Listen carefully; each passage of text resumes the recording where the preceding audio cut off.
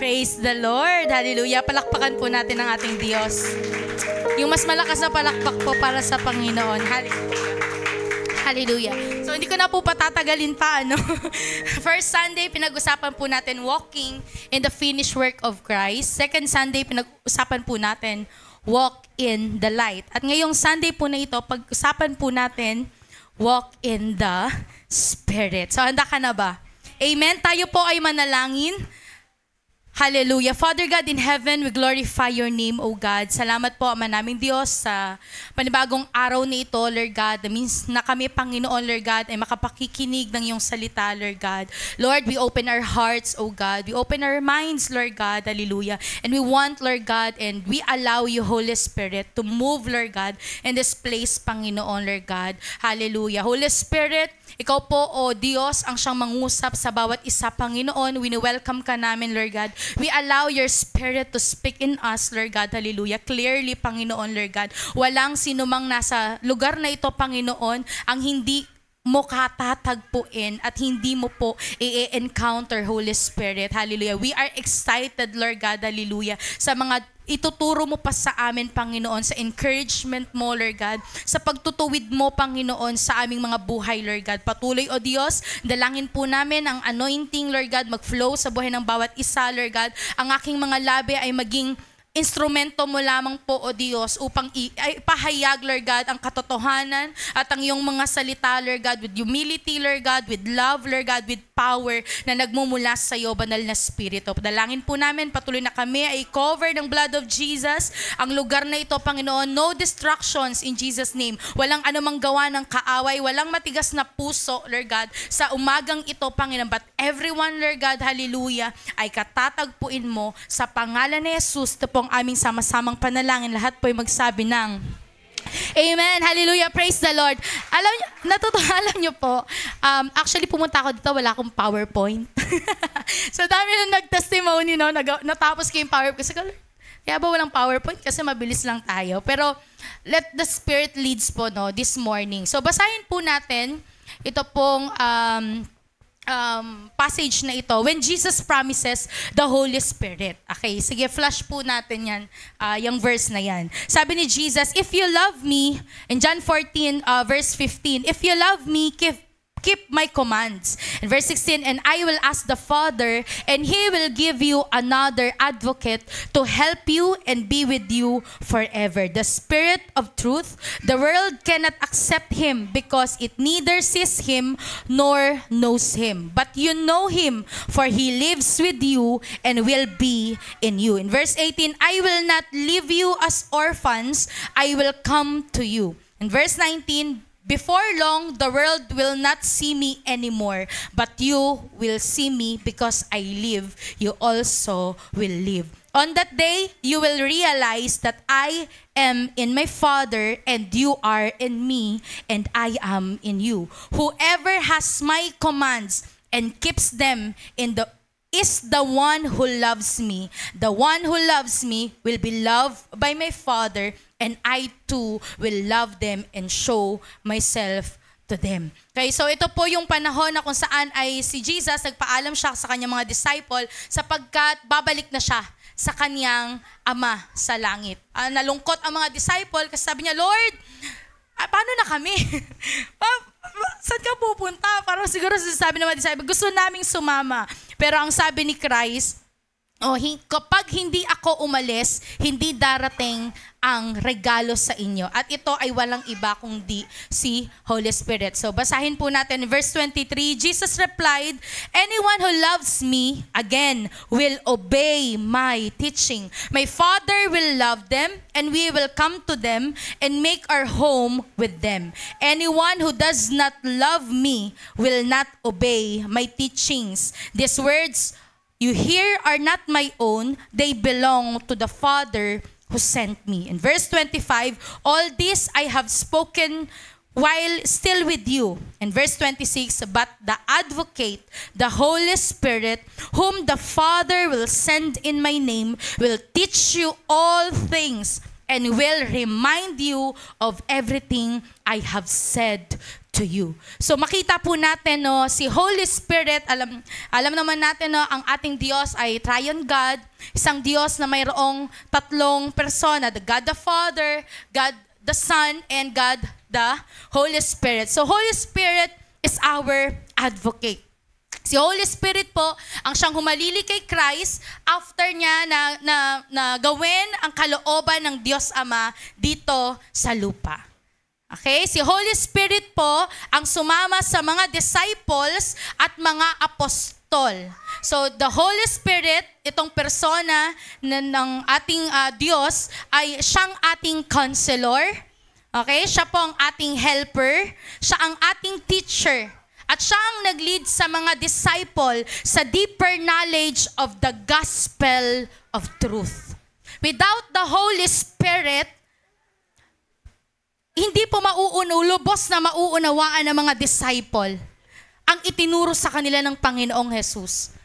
Diba? Ilang years po silang magkasama? 3 years. Dinisciple sila ni Christ. Si Christ mismo yung nagpaliwanag sa kanila, nagturo sa kanila, but still, kailangan ang banal na spirito ay bumaba. Para ang sabi po, siya ang magiging tagapagturo. Siya po ang magre-remind sa mga disciple ng mga word na ibinaba ng Diyos at itinuro ni Christ sa kanila. The Holy Spirit is the one that empowers them, that give them divine strength para makaya nila yung persecution at yung trials sa pagtayo nila sa gospel. In teaching and proclaiming the gospel. Ang mga disciple po na ito, sabi nga, di ba, mga fishermen, hindi nakapagtapos ng pag-aaral, hindi sila yung pinakamagagaling, hindi Pharisees yung pinili, hindi Sadducees yung pinili, ang pinili yung mga simpleng mangingisda. Iba't iba, pero ano yung common sa kanila? Si Paul lang siguro, yung sabihin talaga natin na marunong, no? May pinag-aralan. Pero lahat ng mga disciple na ito, nung the day of Pentecost, nung sila ay kinasiyahan ng banal na Espiritu Santo, they have the boldness, they have the courage, nagkaroon sila ng deep understanding and deep knowledge. Kaya nga sabi, no, nung si Peter nag-speak sa harapan ng mga tao, sabi, di ba ito yung mangingisda? Tapos isang speak lang niya, 1,000 ang na-save. Hindi po si Peter ang kumilos, walang iba kundi ang banal na Espiritu Santo. Amen? God the Holy Spirit with them in the day of Pentecost anoints them, fired up this disciple is the same Holy Spirit that is within us. Amen? Sabi ko, Lord, nakakatuwa kasi last Sunday pa, no, ibinaba na to ng Lord. Walking in the Spirit. Nag-usap nga kami natin siya nang talagang ibinababa ng Lord. Makita po talaga natin, no, first, yung mag-walk tayo sa finished work of Christ. Kasi kailangan yung pundasyon natin yun na may ginawa si Kristo, tinapos na ni Kristo. And next, walking in the light. Ikaw ay lumakad kung paano na kailangan lumakad ang isang believer talaga. And magagawa natin ito sa tulong ng banal na Espiritu Santo. Kasi kapatid, kung tayo lang po, hindi po natin kakayanin. Marami tayong kakulangan, panghihinaan tayo, pero dahil ang banal na Espiritu Santo ay nananahan sa atin, then we are unstoppable. Amen? The moment po that we accept Jesus Christ as our Savior is the same moment na kung saan dineposit po si Holy Spirit sa atin. Hindi na ako naglagay ng verses dyan, pero siguro naman po ay familiar tayo, di ba? He is the guarantee na dineposit sa atin the Holy Spirit. Kaya nga po tayo ay na-born again in Spirit. Amen po ba? In John 3, chapter 5,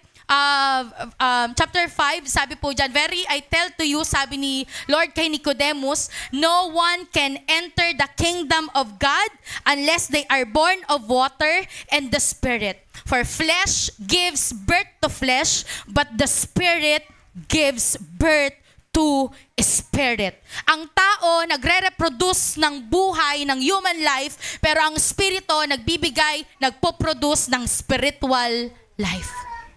Amen?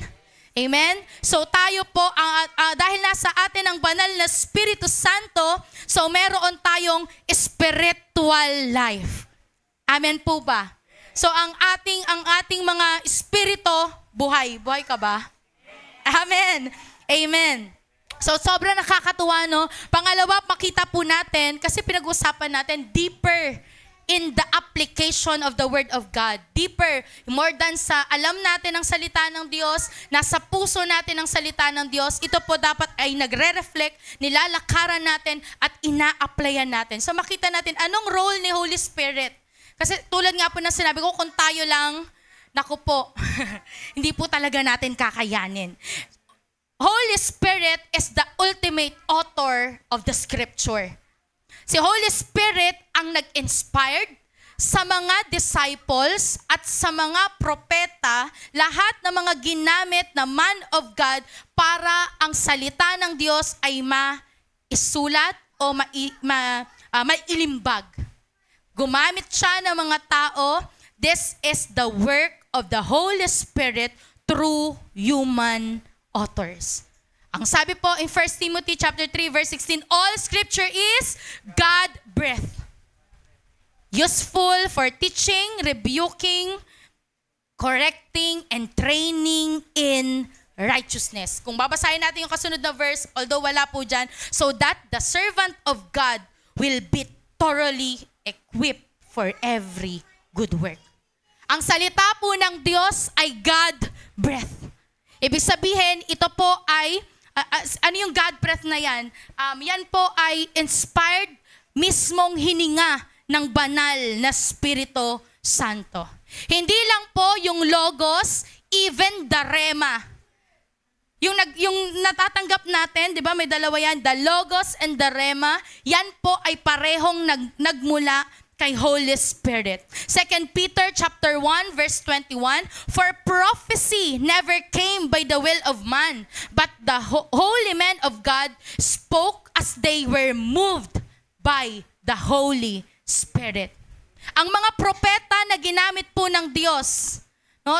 Sabihin na natin, Jonah, mga minor prophets, and major prophets, Isaiah, Jeremiah, no? Yan pong mga man of God ay minove din ni Holy Spirit para ma-release yung mga prophecy.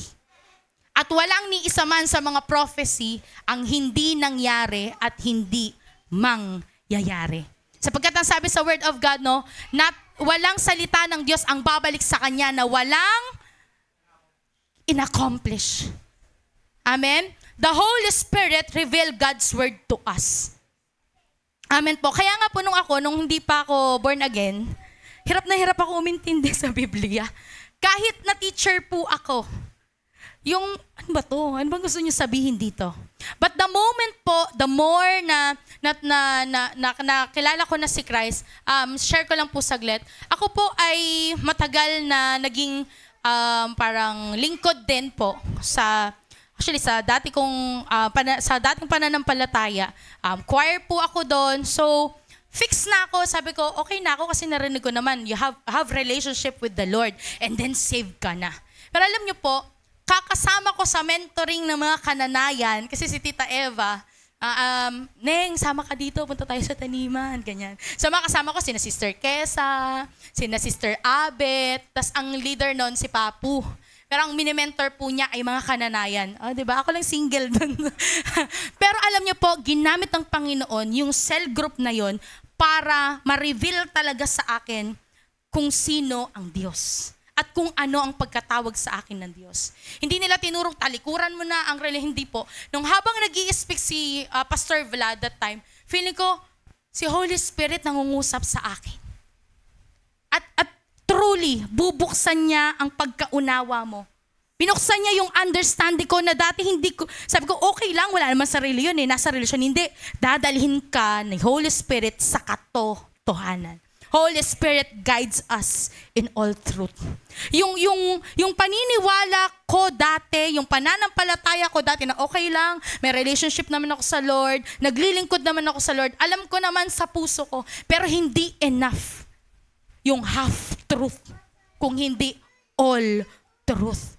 At si Holy Spirit, sa pamamagitan po ng buhay ni Pastor Vlad, ay talagang nangusap sa akin. And then I decided, sabi ko, magbo-born again na ako. Ito na yung gusto kong lakaran. Amen? At naniniwala ko si Holy Spirit po ang nangusap sa akin that time. Ganon din naman tayo. Kaya nga, di ba, ang tinuturo sa atin dati, paano ko ba ito maintindihan? Paano ba ako magde-devotion? Di ba sabi, ask ng wisdom kay Holy Spirit. Invite mo si Holy Spirit. Holy Spirit, i-reveal mo po sa akin, bigyan mo ako ng understanding, bigyan mo po ako ng knowledge to understand. Diba? Minsan, hindi natin naunawaan, hindi pa natin na-enjoy. But the moment na si Holy Spirit talaga ay naging teacher natin, ang pagbabasa ng Bible ay hindi na magiging routine mo lang. Kung hindi, yan ay pagkaing spiritual mo, kapatid. Kung paano na 3 times a day, 5 times a day, meron pa tayong snack, meron pa tayong midnight snack, kumakain tayo, ganun din naman po ang ating mga spirito, dapat pinapakain natin ng spiritual food. Amen. Si Holy Spirit, sabi po in John 16, sabi po dyan, ito po yung role ni Holy Spirit. Truly, I tell you, it is for your good that I am going away. Sabi ni Jesus, unless I go away, the advocate will not come to you. But if I go, I will send him to you. When he comes, he will prove the world to be in the wrong about sin and righteousness and judgment. About sin, because people do not believe in me. About righteousness, because I am going to the Father where you can see me no longer. Verse 13, but when He, the Spirit of truth, comes, He will guide you into all the truth. He will not speak on His own, but He will speak only what He hears, and He will tell you what is yet to come. Ang banal na Espiritu, hindi lang po tayo basta tinuturuan, pero ipinakikita, kino-convict din po tayo ni Holy Spirit. Kaya nga po noon, sabi ko, kasi dati po nung Catholic ako, sabi ko, okay lang, di naman ako nagpupunas, di ko naman ako nagpupunas, lumuluhod dyan sa mga imahe. Pero nung nabasa ko yung Word of God, na ang Diyos ay hindi inukit sa kahoy, na hindi kayang magsalita, na hindi kayang gumalaw, na-convict talaga ako. Maling-mali pala. And that is, yun yung Word of God, yun yung kilos ni Holy Spirit. Hindi tayo selective sa ating binabasa. But ito lagi ay tumatama po sa atin. The Holy Spirit will teach us. Sometimes kulang lang po tayo sa pagpapaturo sa banal na Espiritu. Kaya sabi ko, kahit teacher ako, hindi ko ito mauunawaan kung hindi ako tuturuan ni Holy Spirit. Lalo na po nung ginagamit na ako to preach the word. Madali pong magturo. Madali pong magturo ng knowledge lang ng world na ito. Basahin sa libro, madaling ituro. Pero yung Bible, pag wala ang Espiritu ng Diyos, mahihirapan po ang kahit na sinong tatayo. But it is the power of the Holy Spirit na kaya pong magturo sa atin ng lahat ng katotohanan. Sabi po sa Romans chapter 8, di ko po alam, baka po wala na dyan. Therefore, brothers and sisters, we have an obligation, but it is not to the flesh to live according to it. For if you live according to the flesh, you will die. But if by the Spirit you put on the misdeeds of the body, you will lead. Sabi in verse 14, for those who are led by the Spirit of God are the children of God. Ang mga nagpapalid sa banal na Espiritu ay mga anak ng Diyos. Anak ka ba ng Diyos? Amen? So kung anak ka ng Diyos, anak tayo ng Diyos, tayo po dapat ay nagpapalid sa banal na Espiritu. Paano nga po ba natin malalakaran ang salita ng Diyos? Paano natin isasapamuhay yan, ang salita ng Diyos? Ayan. So, we must walk in the Spirit. Sabihin mo nga sa katabi mo, you must walk in the Spirit. Okay, sabi sa John chapter 6 verse 63, the Spirit gives life, the flesh counts for nothing. The words I have spoken to you, they are full of spirit and life. Amen? Hindi lang po salvation ang tinanggap natin sa gospel, kung hindi kasama pati transformation. Hindi lang tayo, basta iniligtas tayo, tapos na, okay, basta wala na ako sa hell. Hindi po. Mayroong transformation. From death to life. Amen? You are born again in spirit. Kasi nga patay yung spirito at nabuhay ulit. And this transformation at ang pagbabago po na ito ay nangyari at patuloy na mangyayari if we walk in the Spirit daily. Amen? Araw-araw po. Sabi in Galatians chapter 5 verse 25, since we live by the Spirit, let us keep in step in the Spirit o with the Spirit. Magpatuloy po tayo na lumalakad sa Spirito. Hindi ko na hinanap yung verse na sinabi ni Paul sa mga taga-Galatians na nagsimula kayo sa Spirito, nagtapos kayo sa laman. Oh Lord, help us.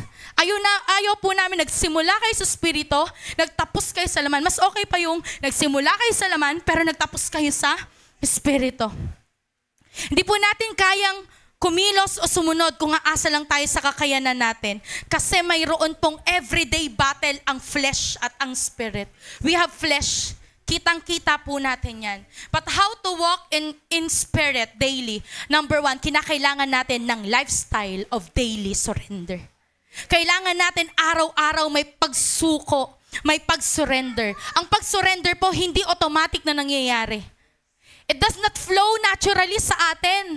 Lalo na po tayo, mga maru. Nagmamarunong lagi. Diba? Mga maru tayo eh. Yung flesh natin, yung laging gustong mag-take charge. Kaya nga kailangan daily, continually. Hindi lang yung nag-encounter ka. Kung hindi araw-araw, there is constant war between the flesh and the Spirit. Ang sabi ng Galatians chapter 16, walk in the Spirit and you shall not fulfill the lust of the flesh. For the flesh lusts against the Spirit and the Spirit against the flesh. These are contrary to one another, so that you do not do the things that you wish. But if you are led by the Spirit, you are not under the law. Ang sabi ni Paul, lumakad kayo sa Spirito para hindi nyo ma-fulfill yung tawag ng laman. Kasi ang laman at ang Spirito, hindi yan bate. Magkaawa yan. Kung may nagtatag of war, ang laman at ang Spirito. Mag-pray ka, hindi, matulog ka na lang. Mag-worship ka, hindi, mag-rant ka na lang. Diba? Yun po yung gawain ng flesh. Kapag ang flesh po natin nag-a-arise, pansinin nyo, yung ating spirit, tamad na tamad ka talagang magbasa. No, tamad na tamad ka talagang mag-pray. Pero the moment naman ng spirit mo, yung finifeed mo, yung flesh mo nagdi-diminish. Nawawalan ka ng desire sa mga makabundong bagay. Nawawalan ka ng mga desire sa mga bagay na hindi naman beneficial, pero pwede mong gawin, pero hindi. Gusto ko lang po i-share itong bagay na ito kasi napakahalaga po sa atin nung spiritual discipline. Lagi natin na napapakinggan, magbasa ng Biblia, manalangin, mag-prayer. Bakit tayo nagbe-prayer and fasting? That is spiritual discipline. Kasi yung flesh natin, andyan yan eh. Hindi naman yan mawawala eh. Hindi po ibig sabihin that we are walking in the Spirit ay wala ng flesh. Tinatanggal yung flesh, hindi. Dinidiminish nito yung flesh. Amen? Holy Spirit does not remove the lust of the flesh, but empowers you not to fulfill your flesh. Kaya nahihirapan tayo minsan sumunod kasi mas ginagratify natin yung flesh. Kapatid, puksain mo yung tawag ng laman mo. Kapag tinatamad ka magbasa ng Bible, puksain mo yung katamaran mo. Woo! Tas bombang na. Kapag inatake ka na pagkatoyoin mo, puksain mo yung toyo mo. Puksain, ha? Okay? Tama na yung pabebe ka, tama na yung pa-princess ka, kasi dapat Proverbs 31 woman ka. Amen? Proverbs 31 woman ka, clothed with strength and dignity, laughs without the fear of the future. Oh, di ba? Naibaba natin. Proverbs 31 woman ka. Hindi ka topakin, no? Hindi ka tatamad-tamad. Hindi ka pa princess. Hello. You are a woman of God with strength, with dignity, with purpose. Amen? Woo! Praise the Lord. Taas ang kamay ng mga Proverbs 31 woman. Amen. Amen. Amen? Do not tolerate your flesh, kapatid. Huwag natin babyhin yung mga flesh natin. Puksain na natin yan. Amen pa? Amen po ba? How to do that? Strengthen your spiritual being. Ang namumuhay ayon sa laman, sabi po sa Romans, ay walang pinahahalagahan, kundi ang mga bagay na ukol sa laman. Ngunit ang namumuhay ayon sa Espiritu ay nagpapahalaga sa mga bagay na espiritual. Paano puksain yung laman? Pahalagahan mo yung espiritual. I-priority mo yung pang-espiritual. Consistent meditating of the Word of God. Devoted prayer to God. Fellowship with the church of the body of Christ. Obedience to God. Lalo na po kapag walang nakakakita. Madali pong sumunod pag marami nakatingin sa'yo. Pero ang mahirap yung pagsunod na ikaw lang at si Lord. Amen? Spend time in worshiping the Lord in your secret place. Hindi lang pag may microphone at may stage. Hindi po. Ang worship time po natin, it should lead us to divine revelation, divine encounter with the Holy Spirit. Ang pagbabasa po ng Word of God ay hindi lang basta may maipost ka na nag-devotion ka, or may maipost ka sa Facebook or whatever, kung hindi, yun dapat ay tinuturuan ka ni Holy Spirit. May personal time ka talaga lumago spiritual. Kapatid, walang Kristiyano na lalago ng hindi dinidisiplina ang kanyang sarili. Kailangan pong disiplinahin. Kailangan po nating i-equip yung ating sarili. Walking in the Spirit requires continual surrender. Lahat po tayo nagtatrabaho. Amen? Lahat tayo may kapaguran. Amen? Pero kailangan nating isurrender na, Lord, gusto kong magpahinga. Kasi yung pahinga mo, mamaya 5 hours na yun eh. Lord, mga 15 minutes lang, mamaya mag-ano na ako, magde-devotion. Mamaya 5 hours na yun, tapos next month ka na magde-devotion. Wag na po tayong ganon. Please. Amen? Walking in the Spirit ay continual surrender. Hindi po to isang event na isang beses ka lang magsusurrender. It should be our lifestyle. Amen po. We need spiritual discipline. Bible reading kesa mag-Netflix. Hindi ako mahilig mag-Netflix eh. Pinuksa ko na yung kahiligan kong manood eh. Yun, ako po gusto kong i-testify. Simula nung pre-practice ko po talaga yung disiplina ng prayer and fasting. Totoo. Talagang walang appeal. Yung mga ganyan, sa akin po, okay, minsan manonood ako, pero yung papanoorin ko yung series, yung wala na po sa akin. Natulungan ako ng prayer and fasting, talaga. Hindi ako basta-basta nakikinig ng mga music, worldly music, kahit pasabihin natin hindi naman bastos yung hindi po. May mga nag-aaya sa aking umalis kasi palakaibigan ako, no? Pero ng prayer and fasting talagang tinuruan ako. Minsan, nagka-cut cords pa eh. Malungkot.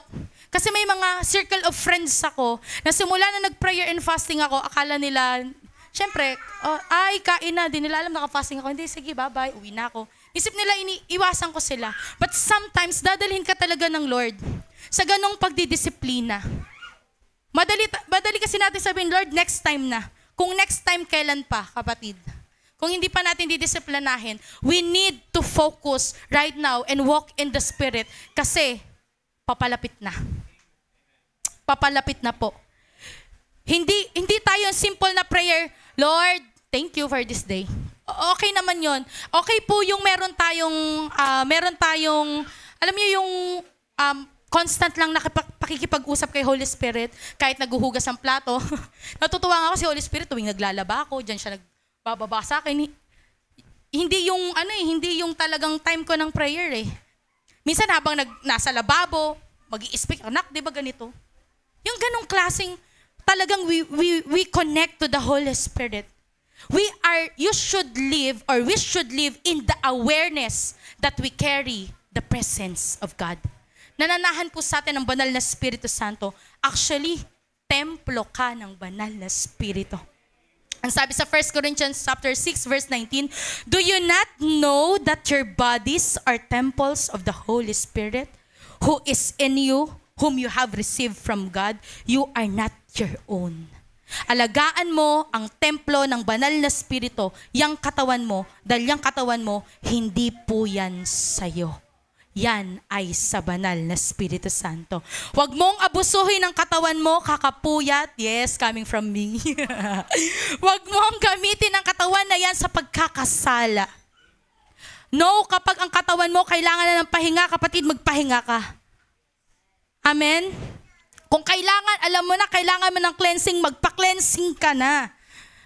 You were brought at a price. Therefore, honor God with your bodies. Let us honor the Lord with our bodies. Amen? Kung ano ang ibinigay sa atin ng Panginoon, i-honor natin ang Panginoon sa pamamagitan ng ating mga katawan. Sabi sa Galatians chapter 5 verse 19, hindi maikakaila ang gawa ng laman, pakikiapid, kahalayan at kalaswaan, pagsamba sa Diyos-Diyosan, pangkukulam, pagkapuot, pag-aaway-away, pagsiselos, pagkakagalit at kasakiman, pagkakampi-kampi, at pagkakabaha-bahagi. Verse 21, pagkainggit, pagpatay, paglalasing, walang habas na pagsasaya at iba pang katulad nito. Muli ko kayong binabalaan. Sabi ni Pablo, ang gumawa namang ito ay hindi magkakaroon ng bahagi sa kaharian ng Diyos. Kapatid, kung nakikita mo na yung sarili mo, kailang points ba tayo dyan sa mga binanggit na yan, mag-repent na tayo. Men, mag-surrender na tayo. Pahihirapan lang po natin ang sarili natin. Kung hindi tayo magsusurrender sa Panginoon, hindi nalulugod ang Diyos sa mga yan. Hindi po yan bagay sa atin. Hindi po yan para sa atin. Hanggat nako-convict tayo ni Holy Spirit, may conviction sa atin si Holy Spirit. Surrender natin ito. That is the work of the Holy Spirit, to convict us from our sins. Hindi para tayo ay i-condemn. Hindi po para tayo i-condemn. Kung hindi, ikino-convict tayo ng Panginoon. Kaya mahalaga yung araw-araw na pag-surrender. Amen? Pagkagising sa umaga, Lord, I surrender this day to you. Lord, I surrender my will, my plans to you. Dalhin mo po ako sa kalooban mo. We say that prayer ng pag-surrender. Kasi marami tayong gustong gawin eh. Sabi nga, 'di ba, good naman, pero pwedeng hindi beneficial. Good naman, pero hindi God things. Good lang, pero hindi God things. Always ask the Holy Spirit to reveal to us, Lord, gusto mo ba to para sa akin? Kasi minsan yung mga paghihirap natin, minsan yung mga struggles natin at kabigatan natin, tayo na may gawa nun eh. Tayo na yung pumili nun. So walk in the Spirit. So walking in the Spirit needs daily surrender. So not walking in the Spirit is relational. It's about having deeper intimacy with the person of the Holy Spirit. Holy Spirit is not an experience na chini-chase natin sa mga events na pinupuntahan natin. Holy Spirit is not the force or the fire na pupuntahan mo kaya ka pupunta ng prayer mountain. No. Holy Spirit is the person to be known. Si Holy Spirit ay isa sa Triune God na kinakailangan mong makilala mismo. Hindi siya yung naramdaman ko, kinalabutan ako si Holy Spirit. Hindi, manifestation yon.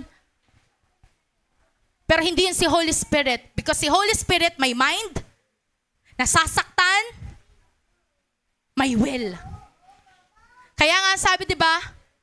Do not quench the Holy Spirit. Do not quench the Holy Spirit. Everything changes when we allow Him to lead us. Walking with God every day, talking with God every day. Kung papaano po na it takes time mag-build ng relationship sa kaibigan mo, same goes with the Holy Spirit. Need ng communication. Need ng trust. Minsan sasabihin ni Holy Spirit, wait lang. Kaso gustong-gusto mo na. Alam mo, nabibuild din yung trust mo kay Holy Spirit. Alam niyo po, ang hirap gumalaw in the gifting of the prophetic kasi kinakailangan sobrang, align ka talaga sa Lord. Alam niyo po ba yung pagdadance in the Spirit? Yung talagang ginagawa namin dito na, kung ako lang yon, hindi ko yun gagawin. Pero alam niyo po, nung time na inalaw ko yung sarili ko na, Lord, hindi ako. Offended ako eh. May time po offended ako. Di naman sila naniniwala eh. Minsan baka tingin nga lang sa akin ng mga to, baliw-baliw na ako dito sumasayaw. Pero alam mo po, nung hindi ako sumunod sa utos ni Holy Spirit, sabi niya, minister tayo. Lord, iba na lang. Pasaway talaga eh, no? Alam niyo po, umuwi ako, alam ko nag-grieve ko sa Holy Spirit. Kapatid, do not grieve the Holy Spirit. May damdamin si Holy Spirit.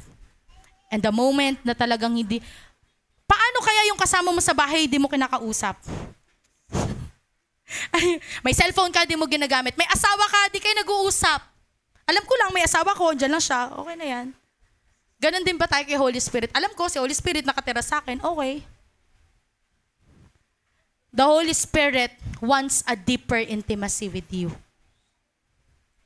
At sa moment na inalaw natin si Holy Spirit, welcome natin si Holy Spirit, He is so patient to wait for you. Hinihintay ka lagi ni Holy Spirit sa secret place. Hinihintay ka lagi ni Holy Spirit. Hirap na hirap ka na, hinihintay ka ni Holy Spirit. Holy Spirit is very gentle. Nahiya nga ako pag... Holy Spirit is very gentle. He is a very patient. Hindi niya ipipilit sa iyo yung isang bagay na ayaw mo. You have to welcome Him. You have to allow Him. And you know what? Maririnig natin si Holy Spirit in yielding, in stillness, not in performance, not in perfection, pero in stillness sa presence ni Holy Spirit. Ito yung sabi ni Pablo nung sinulat niya, 'di ba? And I pray that you will have a fellowship, a communion with the Holy Spirit. Alam niyo po yung communion na yun yung intimacy ng mag-asawa na as one. Wow! Holy Spirit, persona ng Triune God, gusto akong maging kaibigan. He is a friend to us. Huwag mo nang tanggihan si Holy Spirit. Amen? As you abide with God, napoproduce yung fruit ni Holy Spirit sa atin. Subalit, ang sabi po in verse 22, subalit, ang bunga ng Espiritu ay pag-ibig, kagalakan, kapayapaan, pagtitiyaga, kabaitan, kabutihan, katapatan, kahinahunan at pagpipigil sa sarili. Walang batas laban sa mga ito. As we walk in the Spirit, nag-a-abide tayo kay Christ. Katulad ng puno, para siya ay mamunga, kinakailangan manatili sa roots. Amen? Mag-mature and then mamumunga. Mananatili sa iyong lilim. Habang lumalalim ang relasyon mo sa Panginoon, you apply the Word of God. Sinasapamuhay natin ang salita ng Diyos, nahuhubog tayo, the character of Christ na re-reflect po sa atin. Amen po ba? Ang sabi sa verse 24, at ipinako na sa krus ng mga nakipag-isa kay Hesukristo ang kanilang laman at ang masasamang hilig nito. Kung binigyan tayo ng buhay ng Espiritu, mamuhay rin tayo ayon sa Espiritu. Huwag tayong maging palalo. Huwag nating galitin ang isa't isa at huwag rin tayong mainggit sa isa't isa. Walking in the Spirit is not about walking in power, but lacking in character. Ang tindi nun. Kasi grabe yung manifestation. Pero yung character, huwag na natin pag-usapan. Hindi po. When you walk in the Spirit, yung character ni Christ, nakikita po sa atin. Why? Inire-reveal ni Holy Spirit sino si Christ. Patuloy itinuturo sa atin ni Holy Spirit, ito si Christ, ito yung ginawa ni Christ. And the fruit of the Holy Spirit, patuloy na ibibigay sa atin. Hindi nga lang po fruit pati gift of the Holy Spirit meron sa atin. The work and the gift of the Holy Spirit nasa atin na. Ibinigay na po sa atin lahat. Sabi, dito na po ako magtatapos. O, di ba? Bilis ko. 1 Corinthians chapter 12, verse 4, there are different kind of gifts, but it is the same Holy Spirit who gives them. There are different kinds of work to be done for Him, but the work is for the same Lord. There are different ways of doing His work, but it is the same God who uses all these ways in all people. Binigyan po tayo ng iba't ibang gifts ni Holy Spirit. At alam mo yung gifts na binigay ni Holy Spirit, binigay niya yan kasi yun yung will niya at gusto niyang ibigay sa'yo. At yung gifts po na yan ay gagamitin natin para sa kingdom ng Panginoon. Kapatid, you are carrier of God's presence. Maliban sa carrier ka ng God's presence, you have the privilege to have fellowship and relationship with the Holy Spirit. Hindi po natin kayang lakaran sa sariling nating lakas. No, hindi po natin kayang sumunod sa totoo lang. Pero kapag nandyan ang guidance ni Holy Spirit, makakayanan nating sumunod.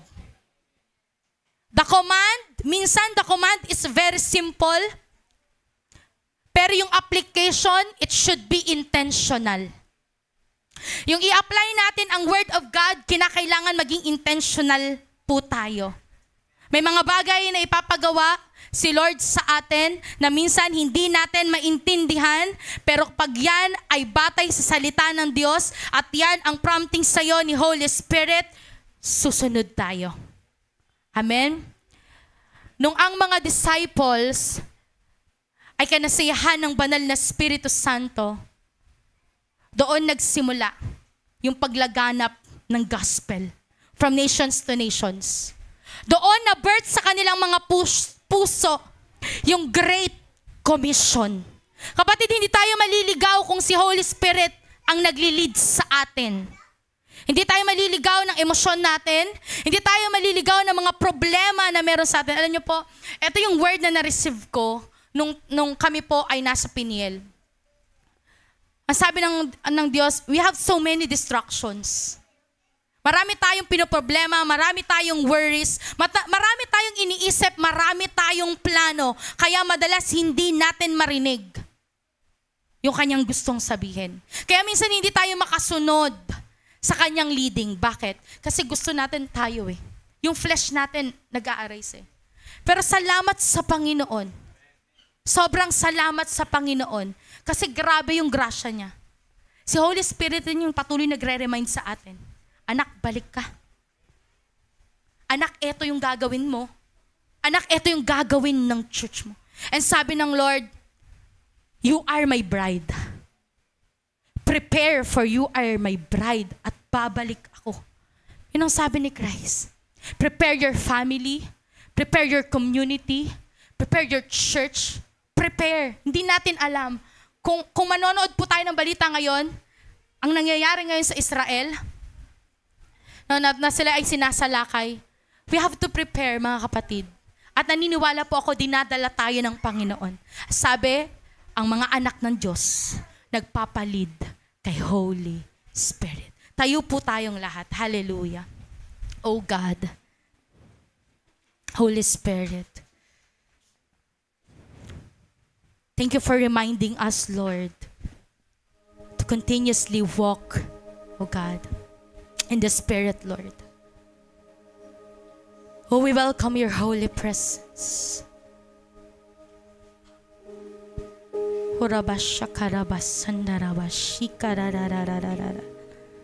Haya shaya ya kaya ba ba ba ba ba ba ba ba ba ba kay. Be still and know that I am God. The Holy Spirit will talk to you. May sasabihin si Holy Spirit sa'yo. Ang lahat ng tumanggap kay Kristo ay tinanggap ang banal na Espiritu.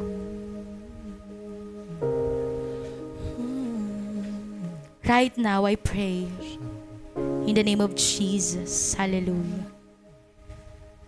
Every ears be open now in Jesus' name.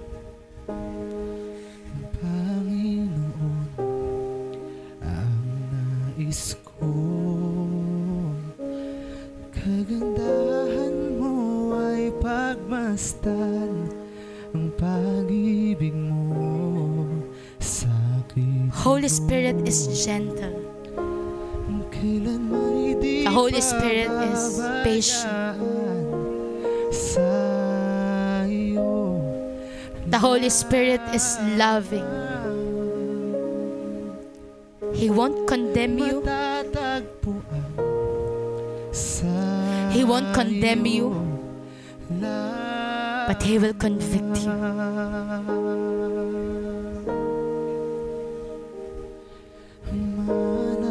Let the love of God fill you now. Allow the Holy Spirit to minister to you now. Hallelujah.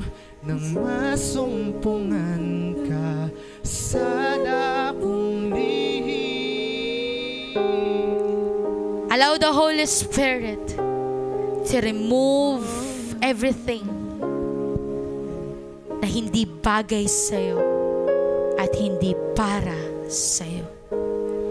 O Panginoon, ang ngalan mo ay kalinga at sandigan ko, di nagbabago pangako mo. The Holy Spirit is your helper. May problema ka? The Holy Spirit is your comforter.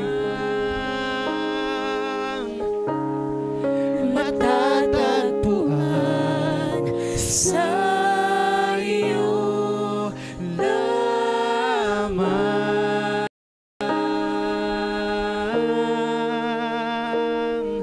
Mananatili sa iyong lilim at sasambahin ka sa dakong lihim. Mananatili sa iyong lilim nang masumpungan ka sa dakong lihim. Mananatili sa iyong lilim at sasambahin ka sa dakong lihim. Mananatili sa iyong lilim nang masumpungan ka sa dakong lihim. Holy Spirit will guide you into all truth. He is the one who will give you wisdom, who will give you knowledge sa mga bagay na gusto mong malaman. Talk to the Holy Spirit. Ang pagpuri ko ay tanging sa'yo, sa'yo lamang iniaalay. O Panginoon, ang puso ko'y sa'yo magpakailanman.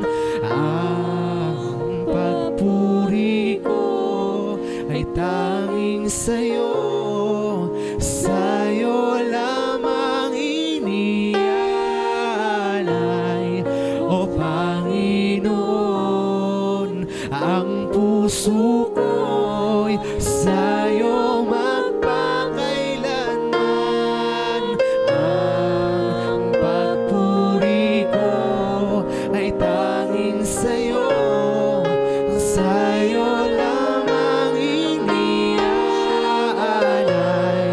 O Panginoon. Ang puso ko'y sa'yo magpakailanman. Ang pagpuri ko ay tanging sa'yo, sa'yo lamang iniaalay, O Panginoon. Ang puso ko'y sa'yo Hallelujah. Holy Spirit, thank you for comforting, Lord God. Hallelujah. May kino-comfort po si Holy Spirit sa oras na ito. May nire-restore si Holy Spirit sa oras na ito. Allow the Holy Spirit to minister to you, kapatid. Receive that love. Receive that love. Receive that love. Receive the joy in your heart. Receive that peace in the name of Jesus. Hallelujah. Hallelujah, Lord.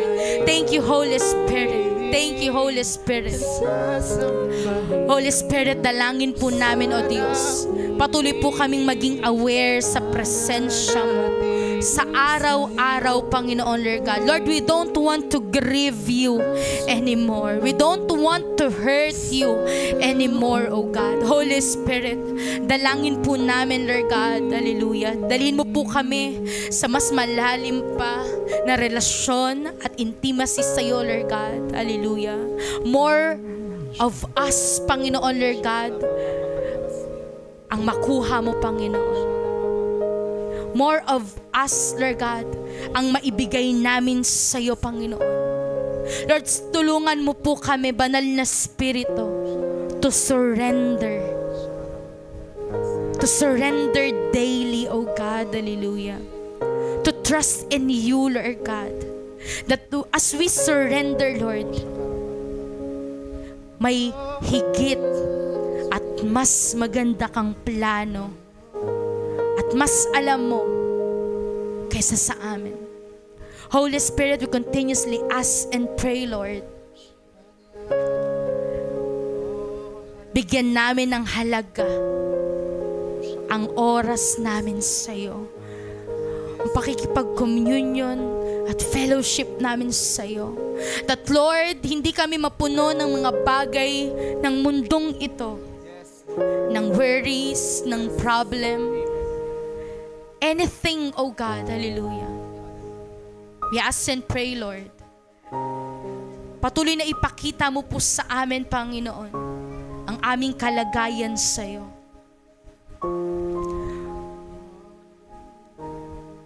Tuloy po, Lord, i-reveal mo sa amin, Lord God, ang nais mo sa aming mga buhay. Help us, Lord, to walk in the Spirit so we will not gratify the lust of the flesh.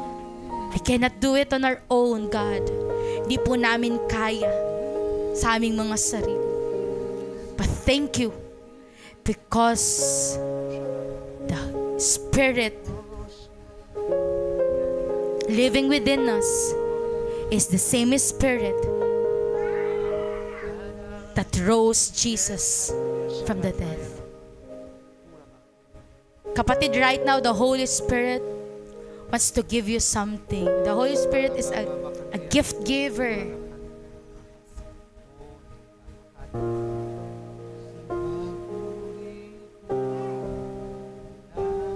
Receive that gift from the Holy Spirit. Meron dito pwede nire-reactivate ni Holy Spirit yung gifting niya sa'yo. Allow the Holy Spirit to minister to you. Ministers, if the Holy Spirit is asking you right now to use your hand to minister, to use your voice to minister, move and follow the voice of the Holy Spirit. Ministers, if the Lord anoints you, do not let that fire consume you only, but let that fire impact your family. Let that fire, let that gift change your community. Oh,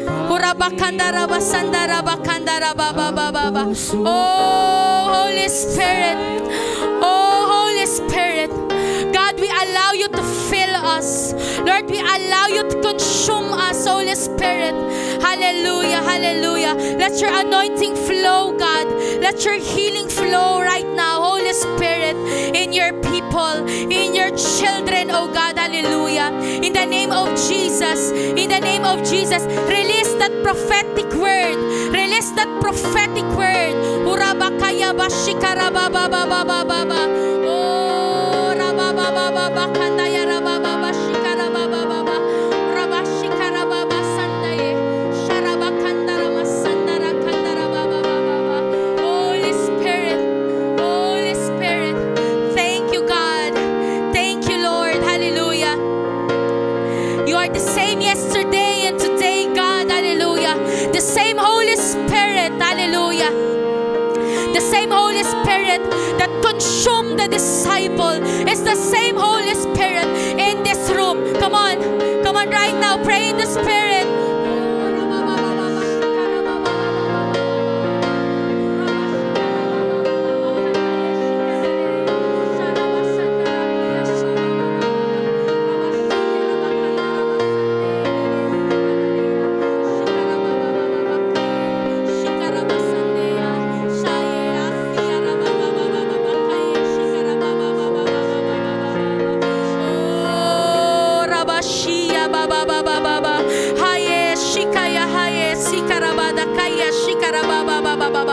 Karamasandara baba baba baba kandara basikara baba baba harabasandara kea shakara baba baba. Hallelujah. Hallelujah. Thank you, Holy Spirit. Hallelujah.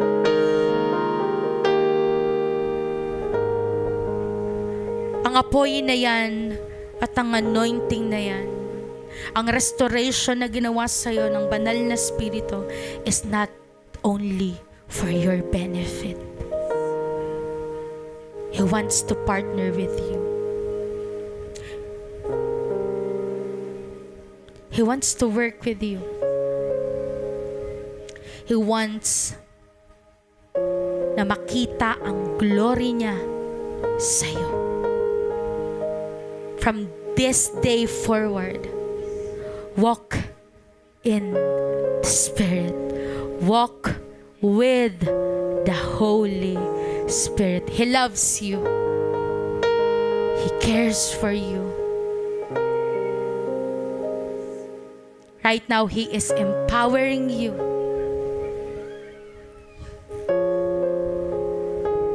He is empowering you. He is healing you, freeing you. For where the Spirit of the Lord is, there is freedom. Hallelujah. Thank you, Holy Spirit. We love you, God. We love your word, Lord. Hallelujah. Patuloy, O Diyos, tulungan mo po kami. Aming dalangin, Lord God.